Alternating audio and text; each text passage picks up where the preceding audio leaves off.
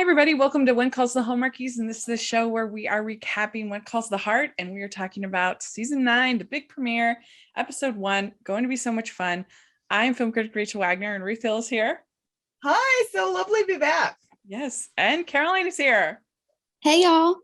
Yes. So let's start with you, Caroline, because you weren't able to be part of our preview show, which was so much fun and did incredibly well. We got a huge turnout listening to that episode. So thank you so much, because I was a little bit nervous because I thought, oh, we have some unpopular opinions, but we had so much fun recording it. And it just delighted me that everybody else also had fun for the most part listening to it. So yay. There you go. But let's get your take on kind of season 8 and some of the things that we talked about in the previous show, since you weren't there. Jax, our friend, was there. Happy birthday, by the way, to Jax. Just yesterday. Yes. And so Caroline, what was your overall sort of feeling about season 8? After I rewatched it, like from like episode 1 to episode 12, like knowing the outcome, it helped watching the episodes over, like knowing what's going to happen at the end. It made more sense. Yeah. So that helped. Like, so people binging would understand it more than us week to week. Like, and Elizabeth's struggle. So yeah, and I like that. So what are you most excited about for season 9? Seeing everybody happy again. It was rough, I'll be honest. Like, and the angst and everything, and hopefully Rosie and Lee like getting the family that they want. I want that. So yeah, I mean, that wasn't really hinted that much in any of the preview clips. None of them were really talking about that, but that would be a fun element if they did do it. I've seen Pascal and Kevin talk about it on like interviews and stuff, and they said something happens that closes like all the doubt. So fingers crossed. Yeah. That could be fun. That could definitely be fun. So we find out that in this first episode, the little summary is that Hope Valley is in a state of growth with the Foundry's progress and the evolution of key relationships. The mayoral race has the town buzzing, with a few members of the town running against each other. And it was a little bit less about the mayoral race than I was expecting. There was a little bit in there with like, oh, don't, keep this a safe space or whatever. But in a little bit between Bill and Lee and Rosemary, but not that much. I was kind of thinking, oh, I bet you they're gonna go through that plot real quick, and I still would be surprised if it goes on past next week. But I don't know. Did that surprise you at all, Ruth? I went into season 9 with probably no expectations when it comes down to it. I hid away from most of the previews. I mean, I tried to just not think about it too much. So I guess I didn't, I mean, I can see where you're coming from, and I can see where if people were really following the previews, maybe they thought that it would be more, but no, I will admit personally, I wasn't surprised. I thought it was fine. I thought. Yeah. Caroline, what about you? Did you expect there to be a little more of the mayor race in this first episode? I expected more campaign. Like, yeah. I wanted to see Lee and Hickman and Bill like have like a debate. That would have been so funny. It would have been really funny, and I hope they still have it. Yeah, next week they have it, because already even that little bit between Bill and Lee is very entertaining, I say. Yeah, Bill in general, he went from being one of my least favorite characters to being one of my favorite characters. It helped when he became judge. Yeah, it really did. I just loved when he said to Nathan, would you consider giving up that mustache? Oh, yes. And that thing there. Yeah, that was so funny. Yeah, we said in the preview our feelings about the mustache, but Caroline, how do you feel about the mustache choice? This is going to be a corny pun, but it's grown on me. The mustache, and I didn't like it at first. I'm like, Kevin, like, why are you doing this to yourself? But I like it now, and then I'm sad it's going to be shaved in a couple episodes. So because we've seen him without his mustache now in some of the I hope previews. so. It's just not my favorite. But well, I noticed that in the credits, the opening credits, he didn't have a mustache. Yeah, that was so funny. That's what I noticed, and I thought, the mustache is going away. Yeah. I guess we should say, so Caroline, what overall did you think about this premiere? Do you think it was a pretty good one? I thought it was good. It was jam-packed, and it had enough of everybody that you felt like they covered everybody. And the little Highland was just so cute, and it was just exciting. I thought it was like good since like season 6. Like I liked the other ones, but this is the best, like this new cast to me, it felt. You agree, Ruth?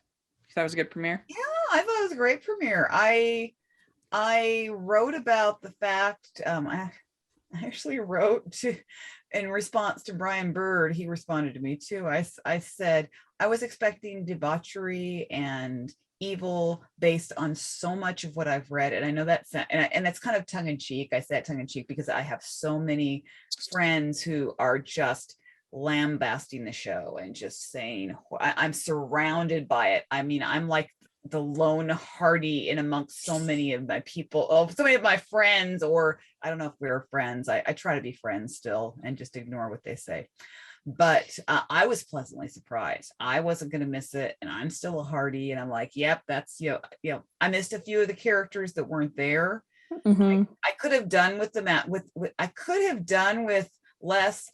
Let's talk about Dr. Carson. I'm like, he's not coming back this season, so just like put a stop mentioning him. Yeah, we miss him, but he's not coming back this season, so please don't lead us on.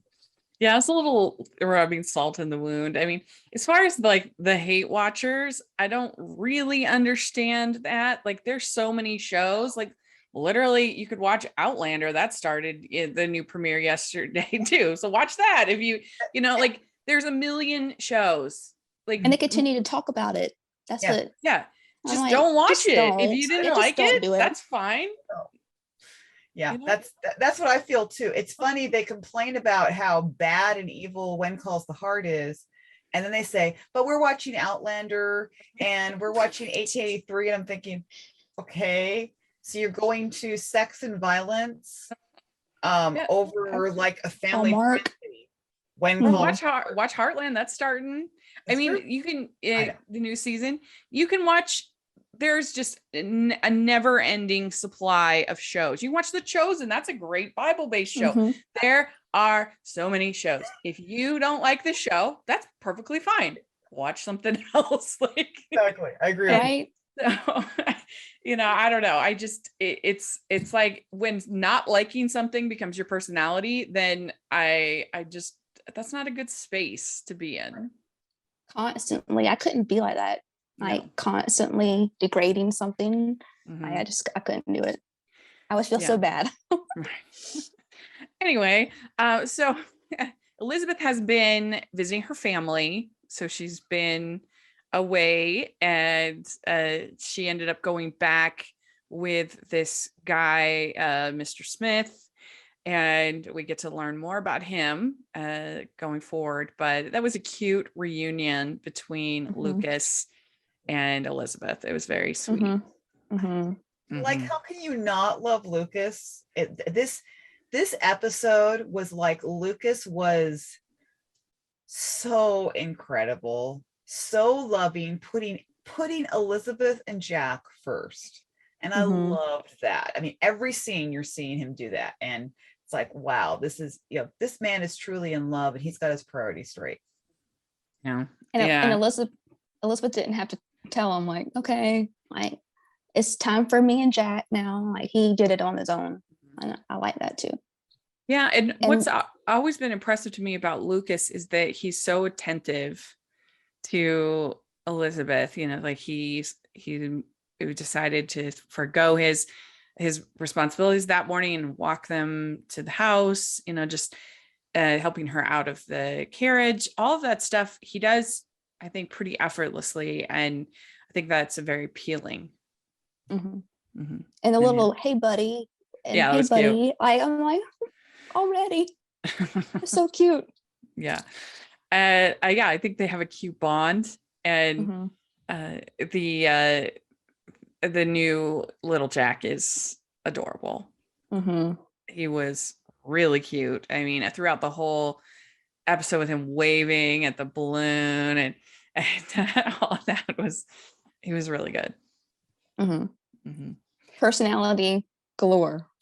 For him. That was definitely, as cute as the twins were, this was definitely a really nice piece of casting, and that is typically a strength of One Calls the Heart and a strength of Hallmark, is they tend to find really good kid actors. They do. Yeah. We'd like to take a second and thank our sponsor for this episode of the podcast. It's the Hallmarkies merch store. Are you looking for that perfect gift for the postable, Hearty, or Hallmarky in your life? What about getting that t-shirt or hoodie that will help you stand out at your next holiday party? Now is the time to check out the Hallmarkies merch store. Full of festive designs by artists like Jessica Miller, Carrie from Hallmark Comics, and more. You can even have more than just shirts, but totes, cell phone cases, notebooks, mugs, and more. And it isn't just Hallmark. We have designs for Anna Green Gables, Man from Snowy River, The Nanny, and more. Every purchase at the merch store goes to help support the podcast and allows us to make the great content you know and love. There are frequent sales, so go to tpublic.com/stores/Hallmarkies or see the link in the description. That's tpublic.com/stores/Hallmarkies. The Valley Voice is Rosemary's paper, and it was really cute. The whole thing between them, when he's trying to get her to come out in support of his mayoral campaign, and she's committed to being the stalwart journalist. That was really cute. You're good. And then he ends up getting lost coming home. The car breaks down, then he gets lost, and I'm like, where did he get lost? He's got all these like burrs in his clothing. I'm like, what? Or is he in the jungle? The jungle outside of Hope Valley. That's kind of funny. But Carolyn, what did you think of Rosemary in this premiere? I love Rosemary. Like, she, like, season 1, like, looking back, I'm like, just her arc in general has just been real fun to watch. And but her trying to remain impartial with Lee and the mayor, right? Like, it's so funny because we know Rosemary isn't going to be like impartial, like, especially with Leland, and it was just cute. Yeah, it was really cute. They're my favorite, and they still are my favorite. Absolutely, I couldn't agree. Yeah, and I liked seeing her going up interviewing the balloonist. I was like, yeah, she'd be a podcaster in 2022. Let's be real. Oh yeah, maybe. Well, didn't you love, what was that? What was there was a reference that was to a song. There was a song title that's like a 19th song title. What was that? Now I can't remember, because I remember commenting about that. I know I shouldn't write it. Broadway shows when she was talking with Broadway Elizabeth. show she's talking about, but something about it. It was like a 1960s or 1970s song or something, and it's like, and they just like slipped it in, and I right away knew like this was maybe they'll. I just don't remember. I remember that too. I wish I'd written it down. I did not write it down. So maybe somebody will remember it. Yeah, if you're listening and you remember, put in the comments. We'd love to hear. Clearly, I didn't catch it. But did you notice, Ruth, that they mentioned about how Lee had promised to get her theater?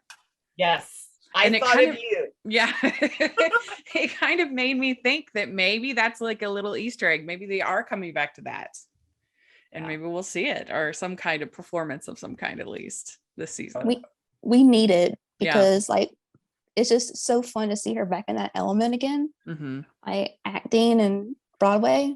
And I know that was fun. That was so much fun for her to stand there and just name off all the Broadway shows she'd done, and you could see that she just loved it. I mean, Pascal just, and I know Pascal it really wants, every time I have to ever talk with her, at least she always wants to have more time to perform as Rosemary. Yeah, it's tricky because Broadway wasn't really the same. I mean, again, we know this not historically accurate show or whatever, but Broadway wasn't really Broadway in the 1910s and 1920s. They had things like they called them comic operas at the time that were more classical in feel. And you can still, if you go to see Pirates of Penzance, Gilbert and Sullivan, some of those things are from back then at that time. But it was more of like a vaudeville kind of a scene, which I think could actually be more fun than a Broadway show. And it would be certainly cheaper because all of those songs would be, free, royalty free or whatever. So they wouldn't have to worry about that, about getting the rights. But something like the sort of the Cap in Hand kind of, different juggling acts, different vaudeville, tap dance, the kind of things. I mean, you could have a lot of fun with that kind of thing on When Calls the Heart, I think. Yeah, kind of like what we got later on in that in the episode. Yes. Oh my gosh. Yes. And I actually kind of thought, is The Secret a theater? I just because I'd actually seen on Twitter the outfits from Loretta's posts, and so I thought, oh well, maybe that's The Secret, is that they'll open it up and be a theater. But I guess we just talk about that. So Ned and Florence are all being all cagey and secret and everything about it, and that's so cute, and I love them so much. Yeah. Oh, I know. So cute. Yeah. Did you have any guesses, Caroline, of what you thought it might be? The Secret? At first I thought they were going to do something for the election, like a performance about election, and then I'm like, maybe not. And then I like pharmacy makes sense. And so I was kind of guessing pharmacy all along, but I didn't think about the soda shop as well. Yeah. But it kind of, when they revealed, of course I loved the whole song and dance. That was really great. And you got to hand it to Loretta, because I think it's one thing to speak in a different accent. I think it would be way harder to sing in a different accent than your own. That would be much harder, I think. But anyway, I kind of laughed when they announced that it was the soda shop, because I don't know if you remember, Ruth, way back when we were recapping season 5. And there was the episode, one of my favorite episodes actually, where the kids go to the different businesses in the town. And I love that episode. Opal like gorges herself on chocolate and everything. And in that episode, we laughed. We got kind of uncontrollable giggling on the recap, because Hattie goes to this ice cream shop for her. And we were all like, where is the ice cream shop? Where is it? Yes, I remember that. Where's this mysterious ice cream shop? And I've always just thought that was a really funny moment on the podcast. And so when all of a sudden they're like, here's the soda shop and an ice cream shop, kind of this very similar thing. And anyway, that made me laugh. It made me remember that moment on the podcast. Last year there was a scene where Nathan and Allie had ice cream together. Oh, really? In one of the episodes. At a shop kind of type place? No, just outside, but they had cones. Oh. And it was funny. Being all fast and loose with their ice cream shops here in you remember that, Ruth? I think I vaguely remember. I wouldn't have. Had Caroline not mentioned it, I probably would have forgotten it. But yeah. You remember that on the podcast? Oh, that. No, I'm sorry. The show about last season with. Oh, yes, I do remember. Yes, I remember. We had lots of fun on that particular episode. We had a blast. It was really fun. So I also liked the fact that we have obviously more intimate moments between Lucas and Elizabeth, which I'm a fan of, and then him fixing her clock, which I appreciated. As daylight savings time is coming in just a couple weeks, so we all need people like Lucas around to help us out. And when she said, like, we could have had scones and coffee if you were not talking about the clock. I'm like, and I was like, on what universe would you be able to have coffee and scones that see, I'm like Elizabeth. I like my clocks fast. Me so too. Then you get early. Yeah. I can see that. Now my dad does 10 minutes early.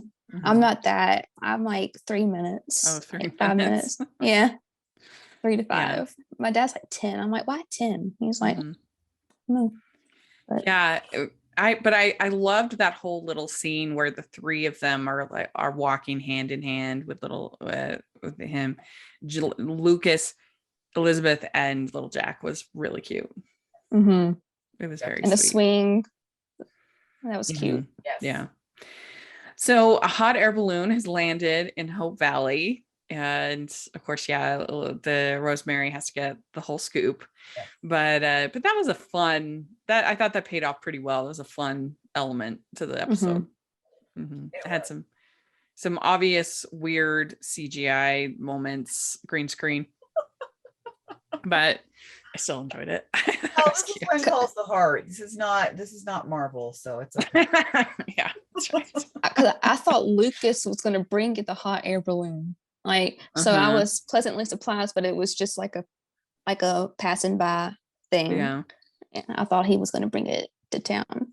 We talked about it in the preview, but Caroline, would you go on the hot air balloon? If I was with another a guy like Lucas, yes, but not by myself. Yeah. Romantic but balloon ride, but not by myself.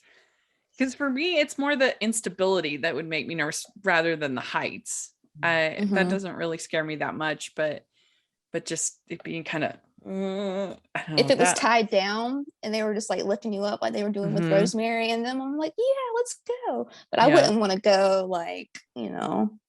where the wind takes us. Yeah, they have an air balloon kind of like that at Disney World that is attached but takes you up so you can see everything.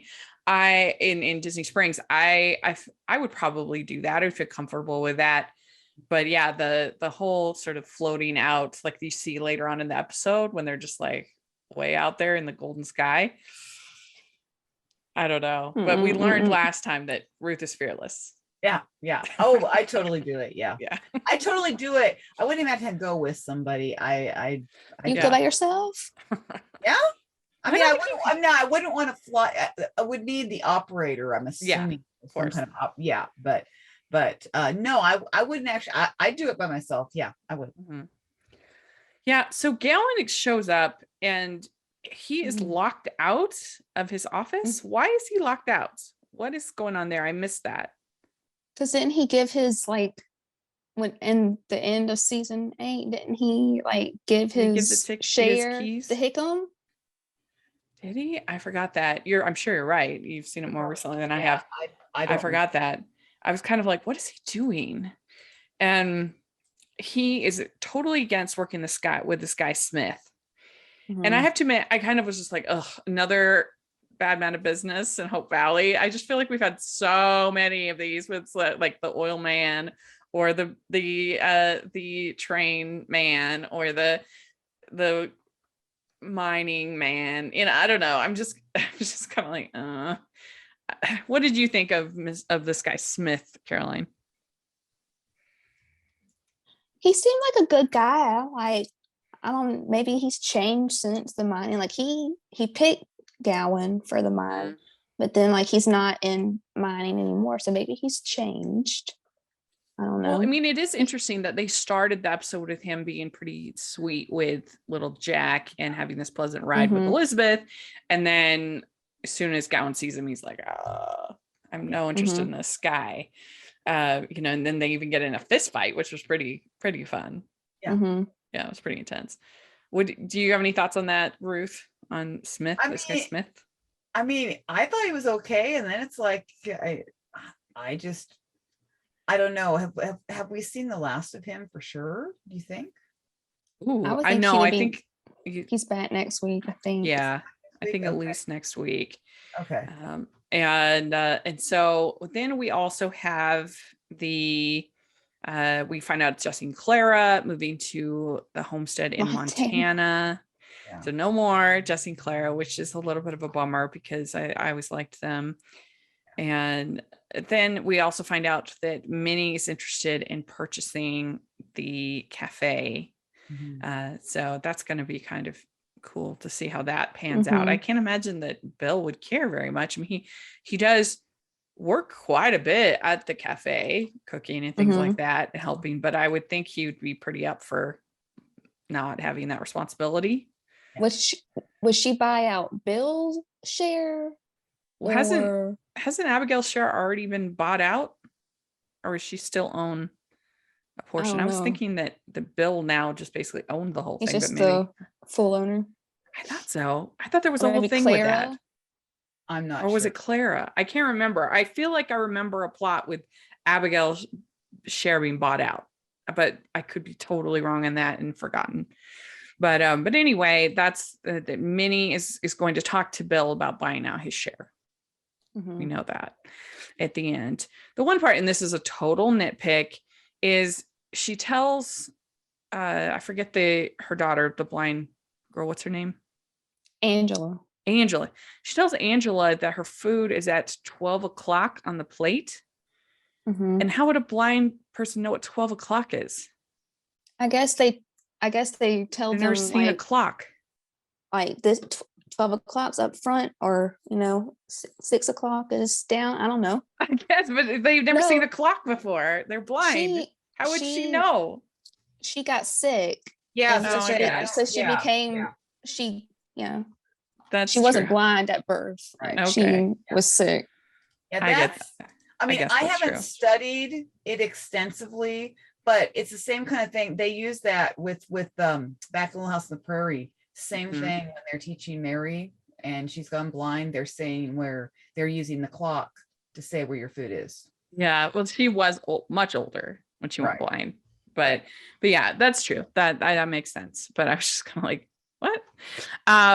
So Faith is nervous about running in the infirmary, and you have her and Fiona working on the signs and doing some things together. And I like where Faith is at in this kind of new role for her.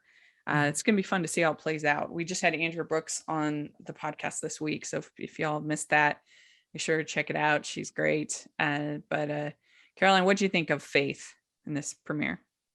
I'm excited to see her as the doctor, in town, because we saw her as the nurse for season 3 and 4, and then Carson came and they worked together. So it'd be cool to see her working solo again with not Johanna, but what's her Molly, working with Molly.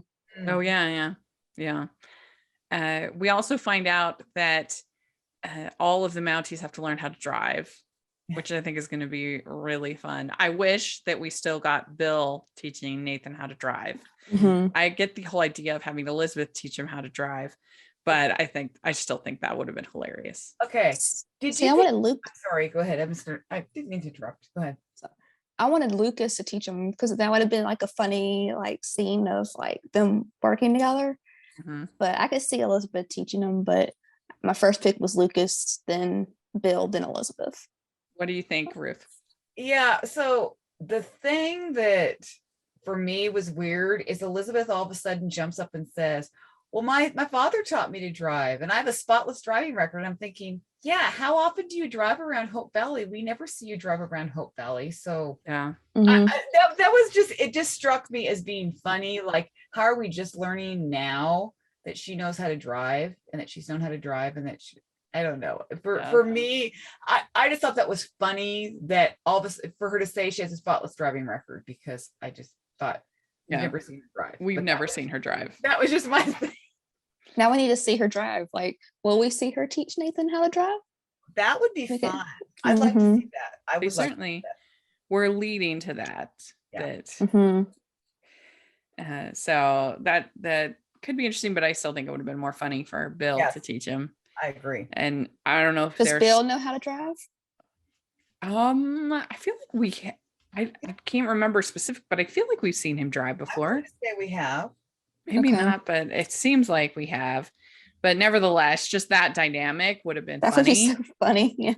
And if they're trying to sort of lengthen out any kind of tension between Nathan and Elizabeth, not really interested in that. I've seen it. We've done it. Let's move on. That's how I feel. So then Lee gives the speech. He gets caught in the car breaks down. He gets lost in the jungles of Hope Valley, and and he says, "You love me even though I broke my promise in building you the biggest theater north of the Rockies." I'm like, yes, you need to keep that promise, Lee. So we also get Cooper Canfield is getting all kinds of mischief. Yes. And I mean, I do think it was a little bit of an overreaction. He has like this tiny little slingshot, and like the hot air balloon is way far away. Like did anybody actually believe this like tiny little slingshot is going to hurt this giant air balloon that is many miles away? It was a bit much, I think, but nevertheless, they're definitely trying to play him up as kind of, he's getting all kinds of trouble. He's fighting with his sister. He's creating trouble at school. I don't know, Caroline, where do you think they're going to go with that? I think there's going to be a lot of like Joseph and Cooper like talks and like how they handle that. That'd be fun to see. But Cooper was just so sweet last season, and I don't want to see bad Cooper because he's just so cute. I love seeing him. When they had the full school, there usually was one kid that was kind of like, this is the troublemaker. And that was Robert for the longest time. Yeah. Right. Or the girl with the blonde hair. I can't remember her name. She was always getting into trouble. Well, now we have a mini Robert. Yeah. They even said that. They even called him, it's the mini Robert, because wasn't it great to see Javen though? I don't know if you guys yeah. Go ahead. He's grown up so much. Oh my, I know. I hope we get Allie back. I mean, because they kind of, she's visiting family or whatever. I hope we get her this season, because that was kind of a fun dynamic between the two of them. I saw her in a preview, so okay, good. That's good. We'd like to take a second from this episode of the podcast to celebrate our sponsor of this episode, and that is the Hallmarkies Patreon. Do you love Hallmarkies podcast? Do you want an inside scoop into what happens on the podcast? Do you want early access to episodes and loads of cool perks? Now is the time to become a patron of Hallmarkies podcast. By becoming a patron, you get to access our patron Facebook group. You can request episodes or even be a guest on the podcast. And most importantly, any patron can join our monthly movie watch-alongs with stars like Paul Campbell, Natalie Hall, and more. It's as low as $2 a month to join in and become a special part of the Hallmarkies family. Please consider, and we will love you forever. Go to patreon.com/Hallmarkies. That's patreon.com/Hallmarkies. Hickam with his not wanted poster. That made me laugh. Yeah, that was good. And wanting Nathan to find out who did it. I'm like, Hickam. It's a shame. They were really missing out on Hope Valley not having Hickam be the mayor. Yeah. I think he's gonna pull an upset. Oh, you're so hopeful, huh? I saw a picture that they posted on Crown Media, whatever, it looks like an official picture. I'm like holding out hope that Hickam is mayor and that my wish 2 years ago is coming true. Well, make sure everybody checks out our Hickam for Mayor t-shirts in the merch store, because you want to be on team. We're definitely on team Hickam. I wore it last night. Yeah, that's right.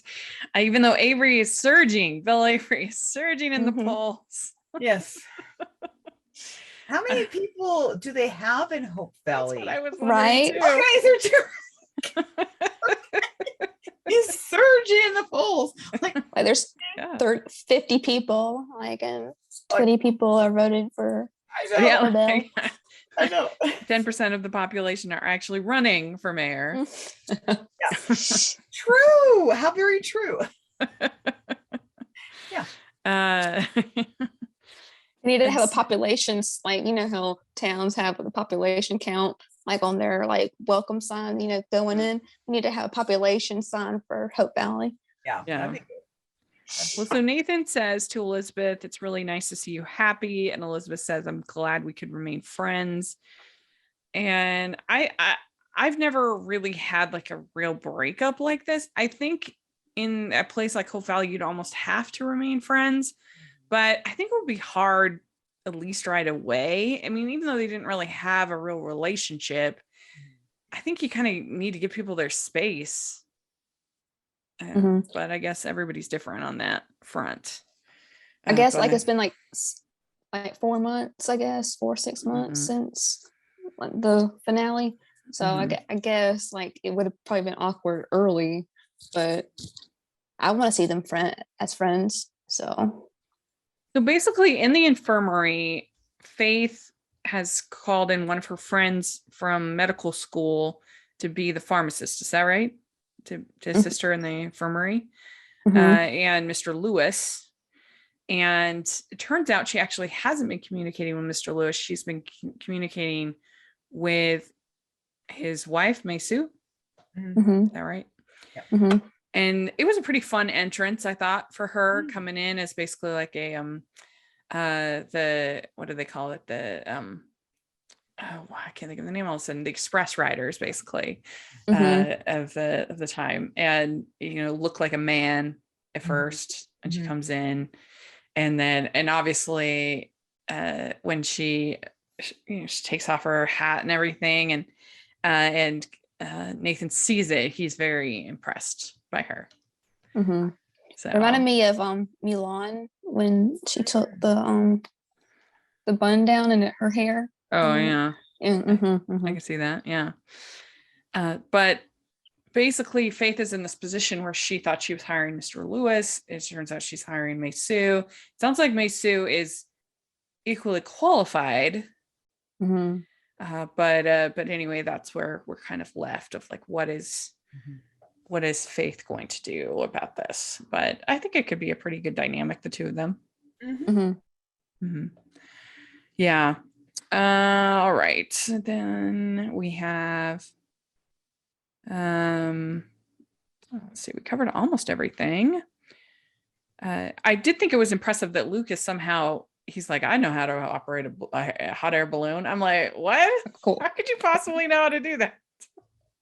It's Lucas. Yeah. So he's going to be selling. He had the fight.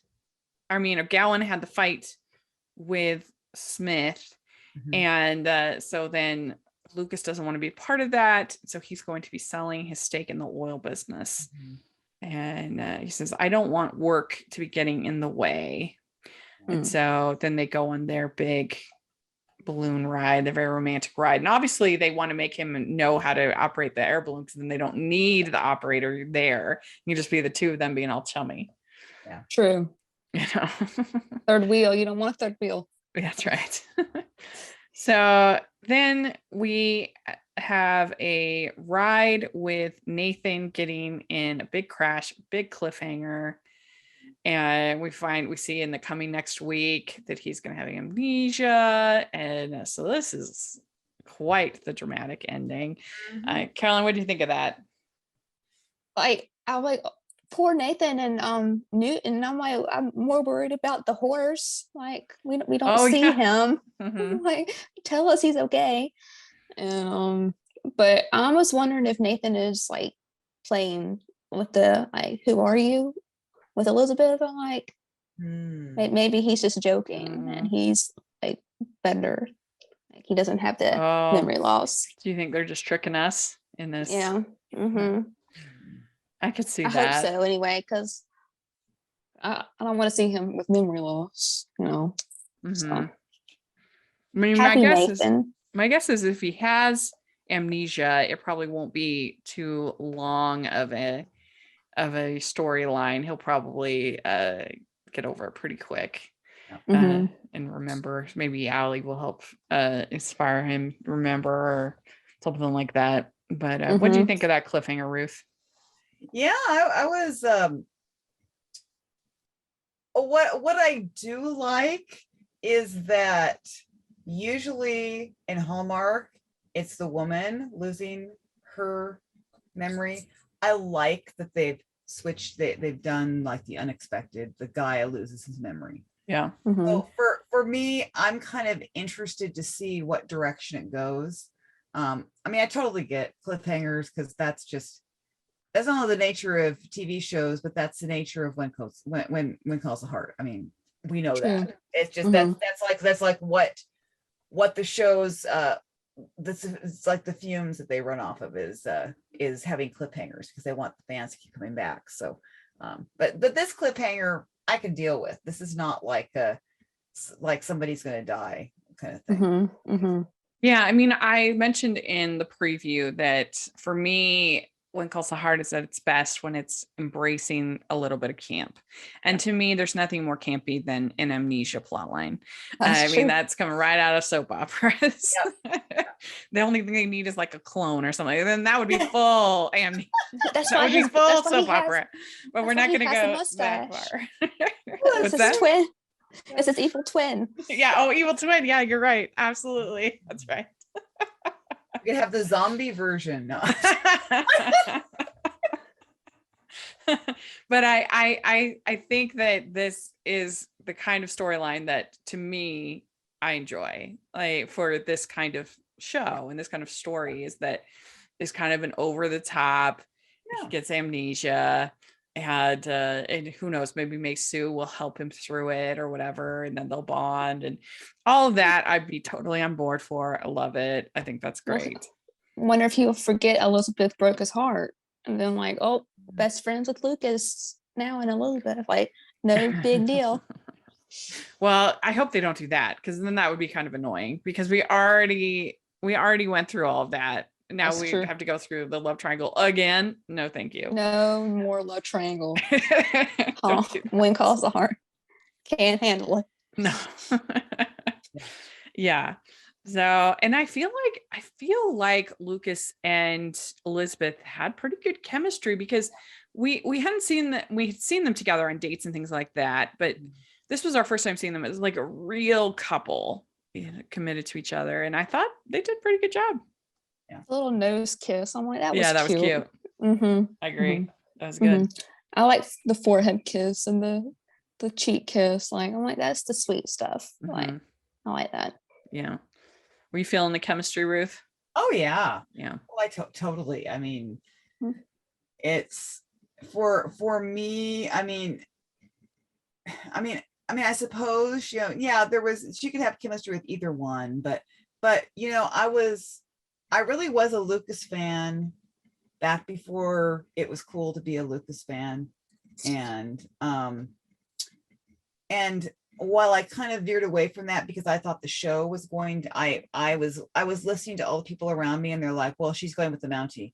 And so I just thought, okay, I'll give up my Lucas dream and or I'll keep it to myself. I just won't say anything. So really, I've always loved her with Lucas. I've always thought, and I like the direction that they're taking his character and I think they make a great family. They look really. They really do. They're cute. Yeah. Another moment that I forgot to mention was I did think it was a very sweet moment between Minnie and Gowan. When after the fight, Gowan's in jail. I guess they don't have bail, Fowley. No. He's in jail and she brings him breakfast. I thought that was very sweet. It was. Yeah. I'd like to see more of that. I'm glad to see the Canfields like embrace more, like, Joseph is the pastor, Minnie is running the cafe. Like people are going to them for advice. I'm like, that feels good and it feels like natural for them to be the advice givers. Yeah, I really hope they kind of go back to showcasing the whole town, where you used to have sort of one-off episodes about characters that we really wouldn't see that much again. I would love to see more of that. That might be hard with COVID, but at the very least, some of our more auxiliary characters getting kind of their own arc would be nice, whether it's Hickam or Minnie or one of these other characters, even Bill, somebody like that, Florence, Molly, people like that, getting their own kind of story arcs, I think is really adds to the show, makes it more interesting, as opposed to just talking about Nathan, Lucas, and Elizabeth, and the Coulters. Yeah, the more rich you can make it as far as characters, the better the show's going to be, in my opinion. And it felt more ensemble, premiere did. I think so. Yeah. So, Caroline, what would you give this episode 1 to 10? 1 to 10? Oh Lord. Let's go 9. I'll go all in. Yeah. All right. 9. Good. What about you, Ruth? I'm only okay. Maybe I can go 8.25. I'll go with that. Yeah, I mean, I think I'll give it a solid 8. You always want to kind of give yourself room to grow through the season. See, I'm not. I can't. I'm always like so bad about stuff like that. I'm like always. Woo-hoo. No, I think that's it's a good score. So let us know if you're listening what you would give this episode. We would love to hear your thoughts, and we will be back in 2 weeks to talk about 2 episodes, because that's the way we're doing it here for One Couple of Hallmarkies. And so let us know next week what you think on Twitter or in the comment section on this episode. We'd love to hear your thoughts. And Caroline, how can people find you? You can follow me on Twitter at @MetaCarolineR. Great. And Ruth, how can people find you? You can find me, let's see, social media, just look for Ruth Hill 74. You can find my podcast, Media from the Heart, and my website is mydevotionalthoughts.net, but it does say Media from the Heart. Any Twitter jail when you were live tweeting? I'm sorry, I didn't live tweet. Oh, sorry. I didn't either, so don't feel bad. I really didn't. There's just a lot going on right now. So yeah, it's busy. Yeah. Caroline, did you go to Twitter jail? I did not. Oh, good. I have not. I don't know what I've done wrong. Like I don't go to Twitter jail, and I feel left out. No. It's because Twitter's changed the algorithms. Because when I have tried to go to Twitter jail and do all the tweeting, because I actually have done that, like I did it at Christmas time, and actually tried to make it to Twitter jail. I realized they've changed the algorithm, or they're not as busy as they used to be, which also could be a thing. And so it's not you, it's that Twitter's giving us a lot more grace. Okay, good. I'm like, what am I doing wrong? No, you're not doing anything wrong. Well, make sure that you follow us on Twitter at Hallmarkies Pod, Hallmarkies Podcast, all over social media. And check out that interview with Andrew Brooks. We had Aaron Krakow on the week before. Make sure you listen to that. We're also going to be having an interview with Amanda Wong. And we also are going to be having an interview with Amanda Wong coming up. And that's a lot of fun. So we've got lots of Hearties content coming up. And you can follow me at Rachel's Reviews, all over social media, iTunes, YouTube, and on Rotten Tomatoes. So please take a look at that. I have Family Movie Night reviews every Monday on my channel. I would love for you to take a look. And then we also have our Patreon group and merch store. So please take a look at that. We got tons of Hearties inspired merch, and including, as we said, our Hickam for Mayor shirts. So you can't go wrong taking a look over there. Also, if you're listening on iTunes, please leave us your ratings and reviews, 5 stars. It would help us so much. Especially as we're starting up this new season, we can really use those reviews. And also, if you are watching on YouTube, please give the video a thumbs up and subscribe to the channel. That means so much to us, and we really, really appreciate it. So thanks so much to both of you, and we will talk in 2 weeks. Bye, everyone. Bye. Bye.